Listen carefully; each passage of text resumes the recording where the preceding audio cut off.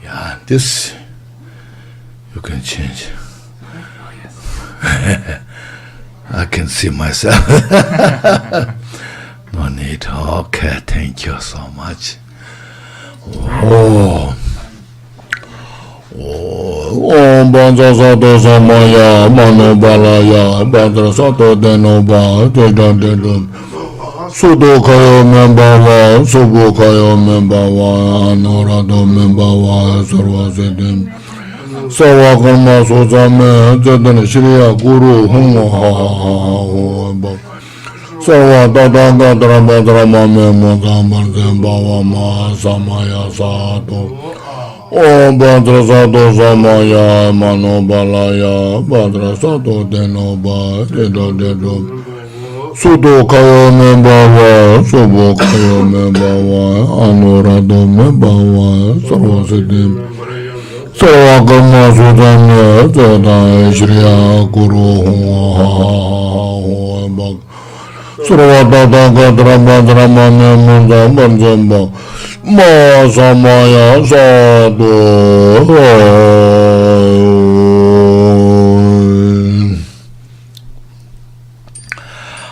Okay, first please take a deep breath. Inhale fully. Exhale. Please inhale fully.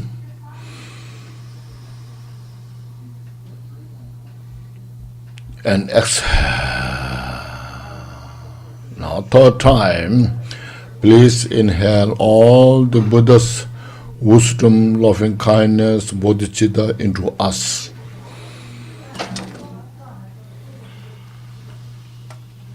And exhale all our negativities.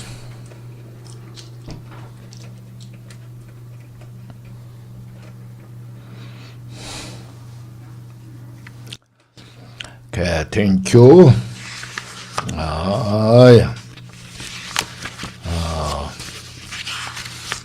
Today in the afternoon, this I thought if we could do this short Guru Yoga. Do you have that copy with you? The copy of the short Guru Yoga? It's called the Guru Yoga that brings the Dhammakaya onto the path. Everybody has that. So we do this just in English. La.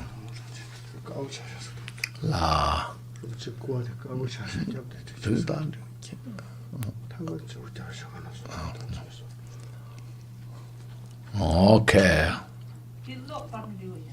La.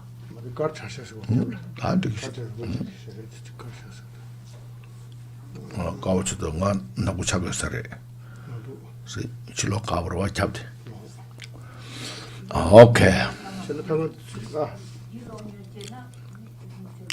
First we chant the refuge in bodhicitta. So we were chanting in English. Cultivate our meditation practice.